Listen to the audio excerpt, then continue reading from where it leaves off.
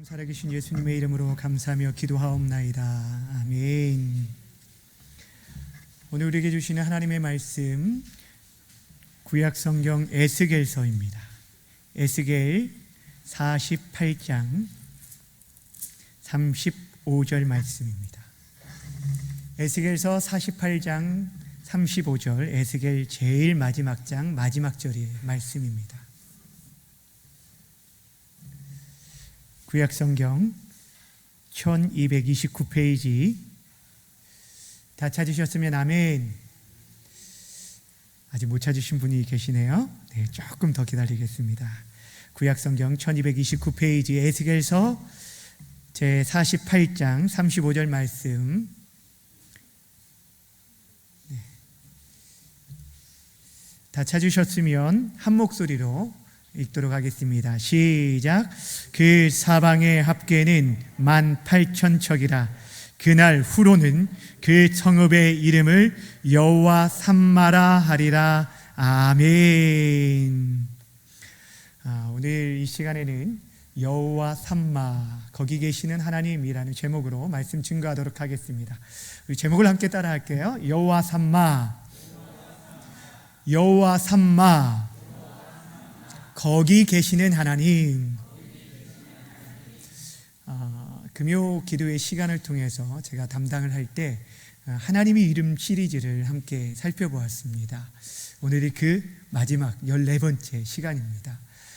우리가 그동안 다루었던 하나님의 이름을 여러분 다 기억할 수는 없을 텐데, 엘이라는 이름으로 시작하는 엘로힘부터 엘샤다이, 그 다음에 우리 엘로이, 이 말씀들을 좀 들었습니다. 그리고 또 여호와로 시작하는 여호와 이레, 여호와 니시, 여호와 라파, 여호와, 지난주에 우리가 함께 했던 게 뭐죠? 체바오트. 예, 체바오트. 우리가 이렇게 하나님의 말씀, 하나님의 이름을 우리가 살펴보았는데, 창조주 하나님, 전능하신 하나님, 또한 우리를 보살피신 엘칸나 하나님, 또 우리의 모든 삶을 지키시고 지도하시고 높으신 엘리온 하나님, 또 우리의 평강이 되시는 여호와 샬롬, 또 준비하시는 여호와 이레, 치료하시는 여호와 라파, 승리의 하나님 여호와 니시, 그리고 목자이신 여호와 라하, 만군의 여호와이신 여호와 체바오트. 이 모든 이름들을 우리가 함께 살펴보면서 하나님의 속성, 하나님이 어떤 분인지를 좀 더 우리가 넓게 알 수 있게 되어집니다.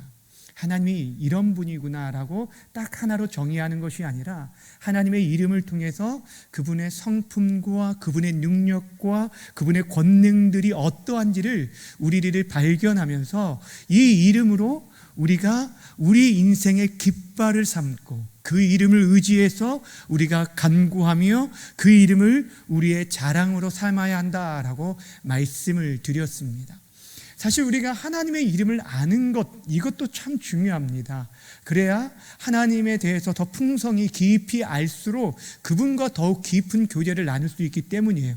그런데 하나님이 아무리 전능하시고 그분이 우리의 목자가 되시고 우리의 치료와 우리의 승리가 되어주신다라고 할지라도 우리가 그분의 임재하심을 경험하지 못한다면 우리의 알고 있는 그 모든 지식이 아무것도 되지 않는다는 것입니다. 다시 말씀드리면 하나님의 임재하심, 그분과 함께하는 그분을 경험하지 아니하고서 우리가 머릿속으로 지식적으로만 하나님의 이름을 아는 것들은 전혀 도움이 되지 않는다라는 것입니다. 어찌 보면 오늘 우리가 다루게 될 여호와 삼마라는 이 이름을 통해서 우리에게 하나님의 임재하심이 얼마나 중요한지를 우리가 다시 한번 깨닫고 그 임재하심 속에서 하나님이 어떤 분인지를 고백하고 경험하고 만날 수 있는 그런 은혜가 있기를 바랍니다. 오늘 우리가 함께 살펴본 여호와 삼마라는 이름은 이전에 우리가 살펴봤던 여호와 다른 이름과는 달리게 성경에 그대로 여호와 삼마라고 기록되어져 있는 이름입니다. 그 이름의 뜻은 오늘 우리의 제목으로 삼은 것처럼 하나님이 거기 계신다라는 뜻으로 거기 계시는 하나님이란 뜻이에요. 하나님이 거기 계신다라는 뜻, 이 말씀이 오늘 본문의 말씀입니다.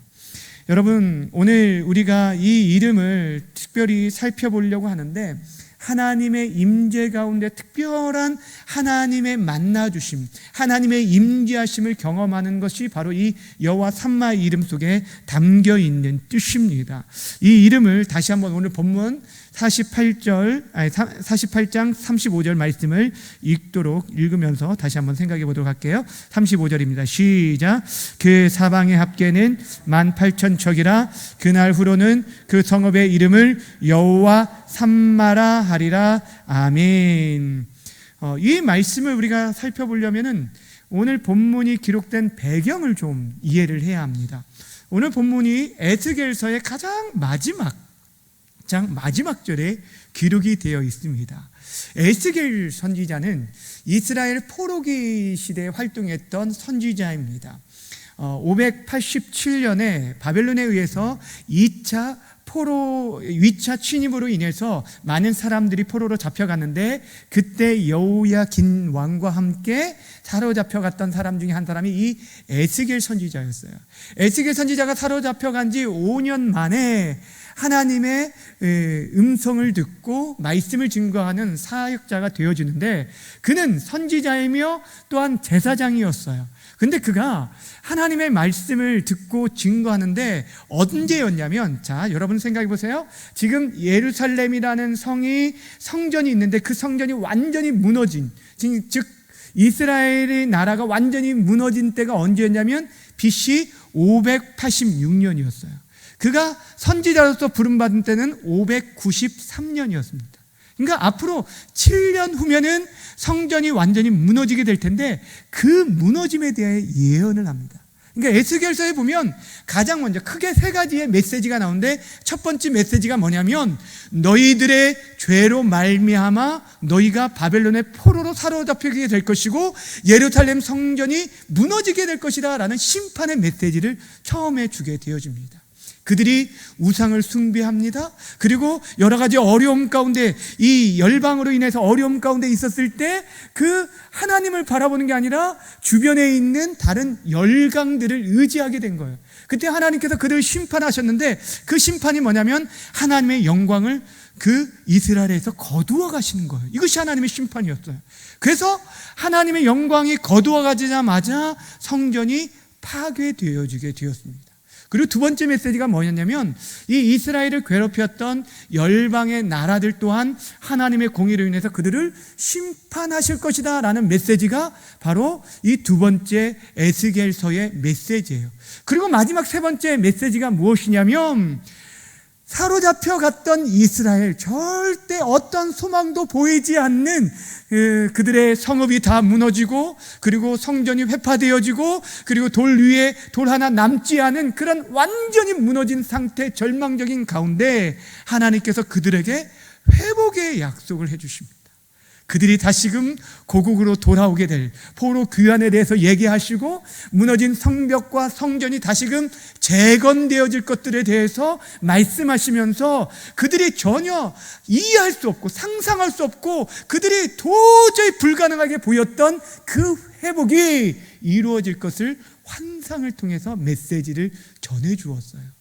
그래서 그 후반기에 보면은 우리가 잘 알고 있는 에스겔 37장에 마른 뼈가 살아나는 역사를 통해서 이스라엘의 지금의 형편이 마른 뼈와 같지만, 완전 죽었지만 다시 살아나게 될 것을 말씀해 주고, 그리고 그들 가운데 다시 성전으로부터 나오는 물이 흘러가는 곳마다 죽었던 것들이 살아나는 그런 역사가 있게 될 것을 말씀해 줍니다. 그리고 이스라엘의 12지파 모든 지파들이 다시금 그 땅을 차지하게 될 텐데, 그 땅이 이전과는 다르게 이제 아주 그 동서남북 사방에 아주 반듯하게 되어진 성읍이 될 것을 말씀하고, 그 성읍의 이름이 무엇로 불려지게 될 거냐? 여호와 삼마로 불려지게 될 거라는 거예요. 그러니까 지금 말하고 있는 오늘 본문의 가장 마지막 끝에서 말하고 있는 이 여호와 삼마라는 뜻은 최종적으로 이스라엘 공동체 가운데 이루어질 하나님의 회복의 메시지예요. 끝에 있지만, 절망 가운데 있고 전혀 소망이 보이지 않는 그 가운데서 그들에게 하나님이 계시는 한 너희는 여전히 끝이 아니야, 너희는 여전히 일어날 수 있다라는 메시지를 보여주는 게 바로 여호와 삼마라는 것입니다. 이전에는 하나의 작은 성전, 또 그 안에 있는 지성소, 그 안에 있는 법궤, 이것이 그들에게 있어서 거룩함을 나타내고 하나님의 임재를 상징하였다면, 이제는 그 한 성전에 국한되는 것이 아니라 이스라엘 공동체가 모여있는 모든 곳이 하나님의 임재 가운데 거하는 여호와 삼마가 될 것을 말씀해 준 것입니다. 사랑하는 여러분, 오늘 이 여호와 삼마는 현실의 고된 삶을 이겨낼 수 있는 이름입니다. 미래에 향한 소망의 말씀이에요. 지금 에스겔 선지자가 환상을 통해서 앞으로 하나님의 때가 이르면 이런 회복의 날이 이루어질 것들을 보면서 그들에게 소망을 주고 있는 거예요. 그때 메시아가 오셔서 이루어질 그때에 하나님이 그들과 함께 하심을 보여줄 그때가 올 것을 말씀하고 있어요. 자, 그런데 여기서 여호와께서 거기 계신다라는 얘기를 들으면, 거기 계시면 그럼 다른 곳은 안 계신가 하는 오해를 할 수가 있어요. 그렇죠? 예. 거기 계신다라면 여기에는 계시지 않는가 하는 생각을 할 수 있는데, 사실 우리가 알고 있는 하나님의 속성 가운데 하나가 무엇이냐면 무소부재하시다라는 뜻이에요. 무소부재한다는 뜻은 아니 계신 곳이 없이 모든 곳에 존재하신다라는 거예요. 이것을 신학적인 용어로 하나님의 편재성이라고 말합니다. 여러분, 하나님이 모든 곳에 아니 계신 곳이 없다는 것들을 보여주는 성경이 있어요. 여러 곳이 있지만 특별히 시편 139편에 나와 있는데 함께 살펴보도록 하겠습니다. 자, 화면을 보시고 시편 139편 7절부터 10절까지 함께 읽겠습니다. 시작. 내가 주의 영을 떠나 어디로 가며 주의 앞에서 어디로 피하리이까. 내가 하늘에 올라갈지라도 거기 계시며 수월에 내 자리를 펼지라도 거기 계시니라.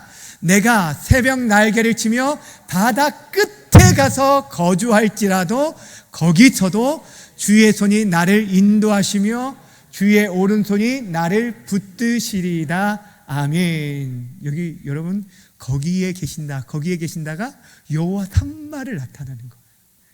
이 시가 누구의 시인 줄 아세요? 누구의 시일까요? 여러분, 시편에서 누구의 시냐고 딱 물어보면 모르면 무조건 다윗 얘기하시면 돼요.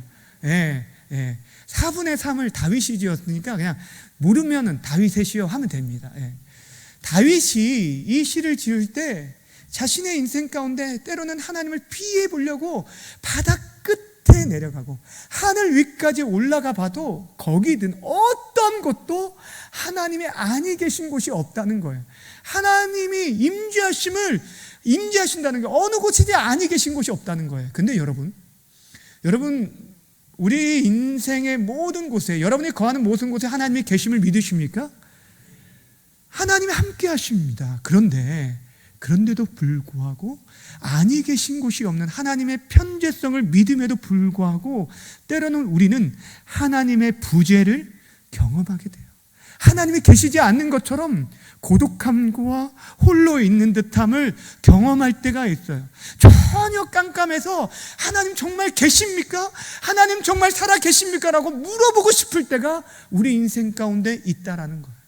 때로는 우리가 간절히 찾는데도 하나님께서 귀와 눈을 닫으신 것처럼 보일 때가 있다라는 거예요. 여러분, 앞에서 우리가 읽었던 시편 139편 7절에서 10절 말씀에서 말한 이 다윗의 고백에서 하나님이 모든 곳에 계신다고 말했지만, 이런 다윗도요, 자신의 삶 속에서 하나님의 부재를 경험하는 그런 시간들이 있었어요. 그래서 하나님 앞에 이런 간구를 해요. 하나님, 절대 나를 좀 떠나지 마십시오. 하나님, 제발 나를 좀 떠나지 마십시오라는 고백을 해요. 그 시가 언제면 시편 51편에 나오는 시예요. 함께 읽어볼까요? 그 중에서 11절 말씀을 읽도록 하겠습니다. 시작. 나를 주 앞에서 쫓아내지 마시고 주의 성령을 내게서 거두지 마소서. 여러분, 이 시가 언제 고백한 건지 아시죠? 다윗이 그 성군 다윗이 자신의 그 충군인 이 우리아의 아내 밧세바를 범하고 나서 하나님 앞에 자신과 하나님과의 관계가 완전 소원해지고 멀어지고 하나님의 부재를 경험하려고 할 때, 그때 하나님께 간 거예요. 하나님, 다른 것은 몰라도 제발 주의 성령을 내게서 거두지 마십시오 라고 간구하였어요. 여러분, 지금 다윗이 이 하나님의 부재에 대해서 왜 그렇게 하나님 앞에 긍휼과 은혜를 구한지 아십니까? 그럼 다윗이 이전에 사울 왕이 하나님의 영이 떠남으로 인해서 그가 어떠한 고통 가운데 있었는지 보았어요. 가까이에서 보았어요. 그는 사울이 왕이었음에도 불구하고 하나님의 영이 그를 떠남으로 인해서 악한 영이 그를 사로잡아서 그가 미친 듯이 괴로워할 때 다윗이 어땠어요? 수금을 탐으로 그 악귀를 쫓아내는 일이 있잖아요. 그러면서 아무리 임금이라고 해도 왕이라 할지라도 하나님의 영이 떠나면은 얼마나 비참한 인생이 되는지를 알았다는 거예요. 여러분, 하나님은 분명히 아니 계신 곳이 없으십니다. 그런데 때로는 우리가 그 하나님의 부재를 경험할 때가 있다는 거예요. 여러분, 언제일까요? 하나님의 부재를 경험할 때가 언제일까요? 하나님께서 우리가 아무리 찾아도 귀를 막는 것 같고 듣지 않는 것 같고 보지 않는 것 같고 우리 사정들을 그렇게 외면한 것처럼 보일 때가 언제일까요? 그는 다른 때가 아니에요. 하나님의 속성 가운데 하나님은 거룩하신 분이기 때문에 죄가 만연한 곳에 하나님이 그곳을 함께하지 않으시고 그의 영광을 그곳에서 거두어 가신다는 거예요. 하나님께서 분명 우리와 함께 하시길 원하시는데도 불구하고 죄가 만연한 곳에는 그분의 영광을 거두어 가신다는 거예요. 이것이 가장 무서운 심판이에요. 가장 무서운 심판. 지금 이스라엘 백성들 에스겔서에서 보여주는 게 그거예요. 너희들이 죄로 인해서 하나님의 영광이 떠났다는 것들이 가시적으로 에스겔에게 보여준 환상이 무엇이냐면 하나님이 성전으로부터 떠나는 모습을 보여주었어요. 에스겔서 10장 18절 말씀 함께 보도록 할게요. 읽어볼게요. 자, 시작. 여호와의 영광이 성전 문제방을 떠나서 그룹 위에 머무리니. 아멘. 이게 이제 10장의 말씀이고 11장에 가면은 그분이 이제 성전 동편으로 이렇게 해서 떠나시는 모습을 보여줘요. 성전에서 떠나시는 모습을 그대로 보여주고 있어요. 그들이 하나님의 계속적인 선지자들을 통해서 계속적인 하나님의 말씀이 있었음에도 불구하고 여러 가지 주변의 환경과 상황들을 통해서 하나님께서 돌이키기를 원하시는 그런 기회를 주셨는데도 불구하고 그들이 하나님 앞에 귀와 눈과 그 모든 것들을 막으니까 하나님께서 이제는 그분의 영광을 거두어 가시는 거예요. 그들을 떠나시는 거예요. 여러분, 이스라엘 백성들에게 있어서 성전이 왜 중요했습니까? 성전이 왜 중요했어요? 그들이 성전을 굉장히 성전 중심의 삶을 살았던 이유가 무엇입니까? 하나님의 임재 상징이었어요. 여러분, 이스라엘 백성들이 광야 길을 걸어갈 때 하나님께서 성막을 주신 것은 내가 너희와 함께한다라는 것들을 가시적으로 보여주기 위함이었어요. 그래서 구름기둥, 불기둥이 있지만 그들이 무엇을 중심으로 진행을 하고 함께 했냐면 성막을 중심으로 그 안에 있는 성소와 지성소, 하나님께서요 구별해 주신 거예요. 그 가운데 성소와 지성소를 구별해 주셨고 지성소를 더 거룩하게 구별해 주셨고 지성소 가운데서도 하나님께서 시운자라고 불리는 언약궤, 그 위에서 내가 구름 날개 사이에서 너희를 내가 만나리라 라고 하셔서 1년에 단 한 차례 대제사장만 자신의 죄를 하나님 앞에 회개하고 나서 그곳에 나가 민족의 죄를 끌어안고 가서 하나님 앞에 엎드릴 때 하나님께서 대속죄일에 그들의 죄를 사해 주셨어요. 목숨 걸고 들어갔던 곳이 그거예요. 그곳에서 하나님을 만나주시겠다고 하신 곳이에요. 그러니까 성전이 중요한 것은 성전 자체가 금으로 도배를 했기 때문에, 그 당시 성전이 금으로 도배했기 때문에 귀한 것이 아니라 그곳에 하나님의 임재하심이 있었기 때문에 성전이 성전되는 것인데, 그런데 성전이 성전으로서 역할들을 감당하지 않을 때 하나님께서 어떻게 하신다고요? 그 성전도 다 물리쳐버리죠. 그 성전도 다 내어버리셨어요. 여러분, 이스라엘 백성들 안에는 법계 신앙이 있었어요. 법계 신앙, 앞에서 말하는 언약궤, 그 언약궤 안에 만나와 아론의 쌍난 지팡이와 마지막 제일 중요한 뭐가 들어있었어요? 십계명이 들어있었죠. 십계명 돌판이 들어있었죠. 하나님의 말씀이 그 안에 있었어요. 그게 하나님의 임재예요. 근데 그것만 가지고 가면 그들이 전쟁에서 승리할 것을 여겼어요. 하나님이 함께 해주셔서 우리가 승리할 것이다 라고 생각하고 이스라엘 백성들이 어떻게 했습니까? 블레셋과의 전쟁 가운데 그걸 가지고 나아갔어요. 엘리 제사장 때 그랬어요. 근데 결국에 어떻게 된 줄 아십니까? 여러분 잘 알고 있듯이 결국에 그 법궤를 빼앗기게 됐어요. 엘리의 제사장의 두 아들 홈리와 비니아스가 한날에 한 자리에서 죽게 되어졌고, 그 엘리 제사장 또한 법궤가 빼앗겼다는 말을 듣고 거꾸러져서 목이 부러져 죽게 되었어요. 여러분 그뿐인 줄 아십니까? 비니아스의 아내가 아이를 낳는 가운데 자신의 남편이 전쟁터에서 죽죠. 그리고 법궤 빼앗길 뿐 아니라 그 자기의 시아버지도 죽게 되어지죠. 그때 자신이 아이를 낳으면서 이 아이의 이름을 짓고 죽게 돼요. 근데 그 아이의 이름을 뭘로 지은 줄 아세요? 이스라엘 성경에 나오는 이름 가운데 가장 어찌 보면 가장 안타까운 이름, 그 이름을 쓰고 있는데 이가봇이라는 이름을 써요. 이가봇이라는 이름의 뜻은 뭐냐면 영광이 떠났다는 거예요.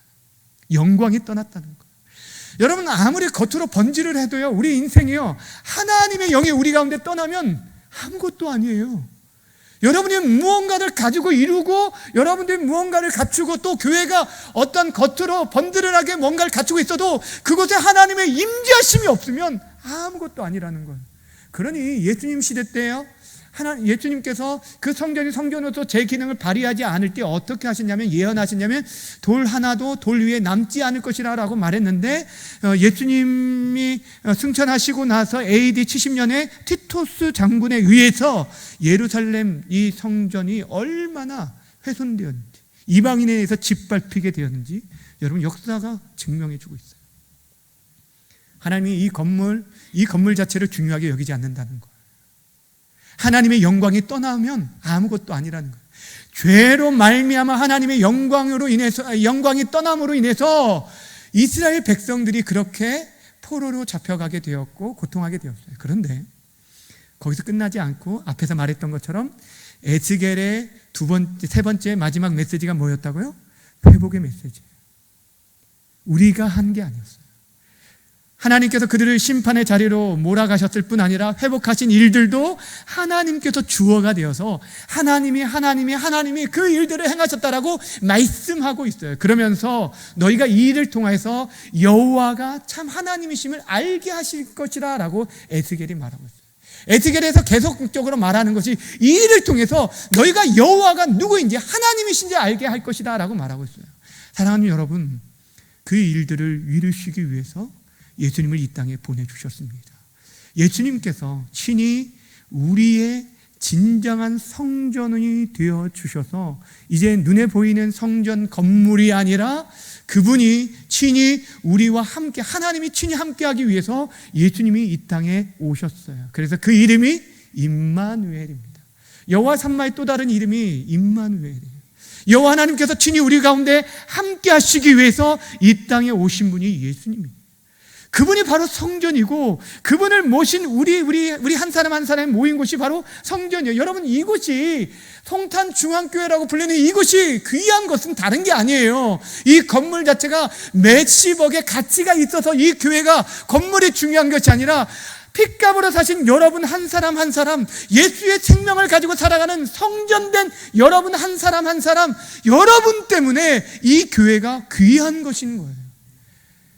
하나님께서 어디에 함께 하신다고 말하냐면 이제는 눈에 보이는 어떤 건물을 얘기하는 것이 아니라 예수를 주로 고백하는 한 사람 한 사람의 모임 가운데 내가 함께 하리라고 말씀하셨어요. 이전에는 특별한 어떤 장소, 그 장소를 내가 주목하겠다라고 말했어요. 주의 성전에 내가 거하리라, 내가 그곳에 주목하고 내가 그곳을 주목하고 그곳에 거하리라 라고 분명하게 말씀하셨지만 신약시대에 와서는 이제는 주의 이름으로 모인 곳에, 두세 사람이 내 이름으로 모인 곳에 내가 그들과 함께하리라 라고 말씀하시면서 이제는 공동체의 개념으로, 어떤 건물 개념이 아니라 공동체의 개념으로 모이게 하셨다는 거예요. 그래서 여러분, 우리가 모이는 게 너무 중요하다는 얘기를 하는 거예요. 여러분 예배의 이 자리 마지막 때에 가면은 사람들이 어떻게 한다고 했어요? 모이기를 패한다라고 말하고 있어요. 사람들이 점점 모이기를 패할 거라고 말하고 있어요. 근데 성경이 뭐라고 말하냐면 분명하게 내가 마지막 때에 믿음을 보겠느냐라고 말씀하면서 모이기를 패하는 어떤 자들의 습관과 같이 하지 말고 오히려 그날이 가까움을 볼수록 더욱 그리하라, 모이기에 힘쓰라라고 말하고 있어요. 여러분, 우리가 교회임을 믿으시길 바랍니다. 저와 여러분이 성전이라고 말씀하고 있어요. 그래서 여러분이 이스라엘 백성들을 회복하신 데 있어서 하나님께서 친히 돌아오셔서 그들의 저희를 정케하시고 그들을 돌이키실 것을, 그래서 그 영광이 돌아올 것들을 성경이 이렇게 에스겔서에서 말씀해 주고 있는데, 에스겔서 43장 4절과 5절 말씀 또 보도록 할게요. 4절과 5절 말씀 함께 읽습니다. 시작. 여호와의 영광이 동문을 통하여 성전을 들어가고 영이 나를 둘러 데리고 안뜰에 들어가시니 내가 보니 여호와의 영광이 성전에 가득하더라. 아멘. 여호와의 영광이 성전에 가득하더라. 가득하더라. 여러분이 두세 사람을 이름으로, 정말 예수의 이름으로 모일 때 그곳에 하나님이 임재하신다라고 말씀하셨고, 그분의 영광에 사로잡히게 되어질 때 우리의 죄악들을 회개하고 돌이키고 그분이 부어주신, 성령께서 부어주시는 그 은혜 안에서 새 생명 가운데 우리가 하나님의 은혜로 살아가게 된다는 거예요. 여러분, 우리 이 공동체가 모이는 것이 얼마나 중요한지 모릅니다. 우리의 심령에 계시고 그분의 우리의 심령 가운데 성전을 삼으셔서 우리 가운데 함께 하시는데, 중요한 것은 무엇이냐면 하나님께서 우리 가운데 함께 하시기를 원하시는데도 불구하고 우리 마음 가운데 죄로 인해서 하나님과의 우리의 사이가 멀어지게 되어진다면, 지금도 여전히 하나님 우리 가운데 계시는데도 불구하고 하나님의 그 영광이 우리의 눈을 가리게 만드십니다. 우리의 귀를 가리게 만드는 거예요. 똑같은 자리에 앉아 있는데도 불구하고 하나님의 음성이 들리지 않고 하나님의 모습이 보이지 아니하고 우리의 마음들이 굳어지고 답답해지고 우리들이 강팍해지게 된다는 거예요. 여러분, 하나님이 우리에게 부재를 느끼게 하신 이유가 무엇일까요? 하나님의 임재를 경험하지 못하게 할 때가 무엇일까요? 회개하고 돌이키라고 하신 이 시간인데, 그 시간들을 돌이키지 아니하면 정말 소망이 없는 거예요. 여러분, 어찌 보면 지금 이 한국교회 모습이 그렇지 않습니까? 코로나로 인해서 참 많이 어려운 시대를 보내고 있지만, 사실 그동안 우리가 눈에 보이는 어떠한 외형적인 것들에 치중하며 살았지, 우리 자신의 내면에 있는 하나님의 임재하심에 대한 은혜 가운데 그분과 함께 살아가는 것, 그분과 교제하며 살아가는 것, 그분의 능력으로 살아가는 것, 하나님의 그 이름을 자랑하며 살아가는 것, 이런 삶들이 우리 안에 없었다는 것.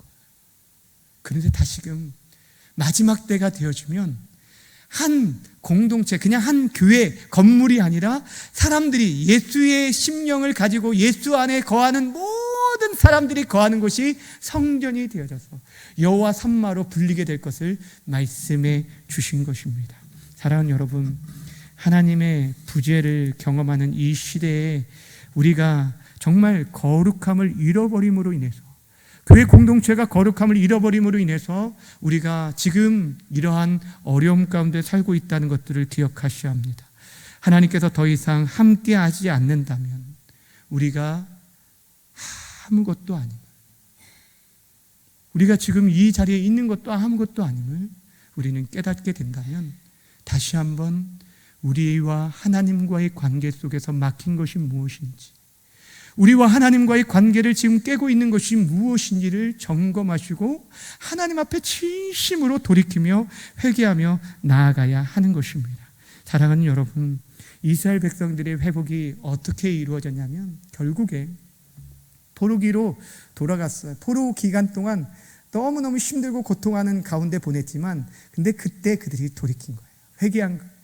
이 모든 것, 지금 하나님의 부재를 경험하는 지금 어려움들, 이건 다른 게 아니라 우리의 죄악으로 말미암았구나.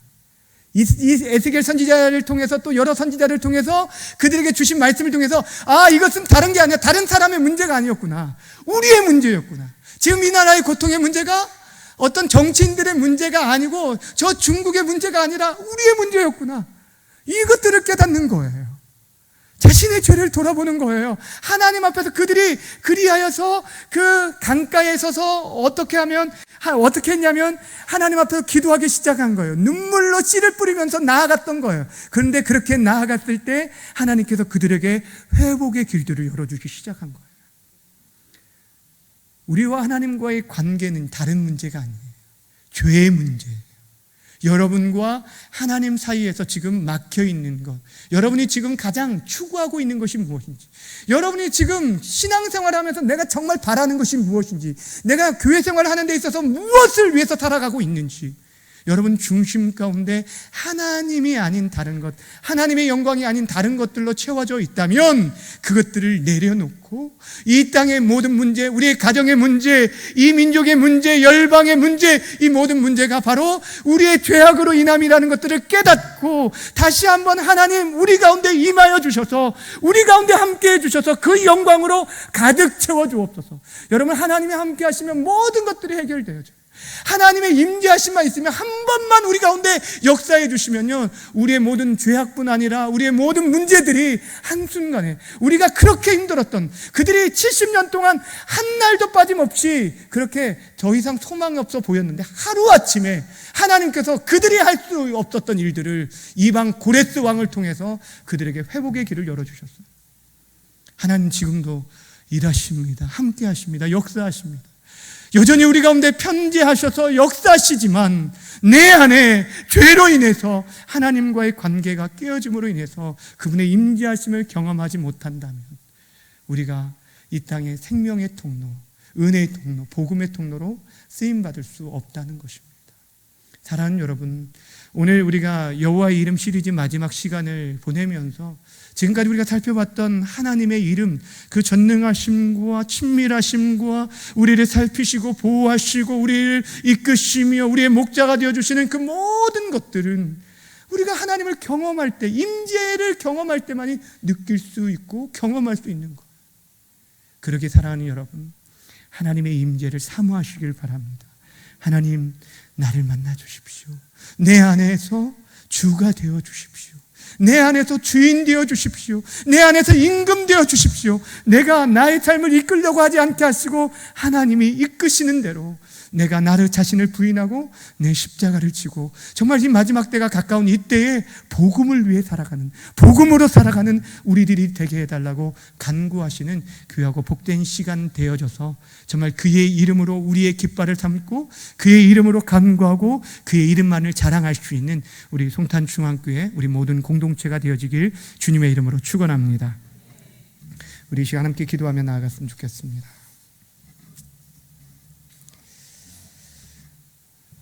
오늘 첫 번째 말씀을 붙잡고 함께 기도하며 나아갔으면 좋겠는데,